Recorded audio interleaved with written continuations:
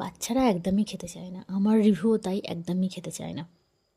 তো আমি মাঝে মাঝে বুদ্ধি খাটিয়ে এমন জিনিস করে দিই যাতে ও সবটাই খেয়ে নেয়।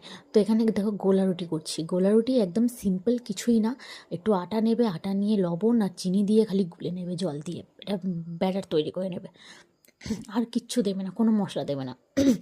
দিয়ে ব্যাটারটা কড়াতে, এটা কড়া হোক আর তাওয়া হোক, আমি তাওয়াতে করছি, তাওয়াতে হালকা তেল লাগিয়ে আমি ব্যাটারটা দিয়ে দুটো চকলেট দিয়ে দিয়েছি, ডেয়ারি মিল্ক যে চকলেট থাকে সেই দুটো ডেয়ারি মিল্ক চকলেট ভেঙে দিয়েছি। আমার রিভু একদমই চকলেট খেতে চায় না, তো একটু আধটু খেতে চায়, খুব বেশি খায় না। তো এমনিতে একটু আধটু চকলেট খাওয়া ভালো, অতিরিক্ত ভালো না, একটু আধটু ভালো।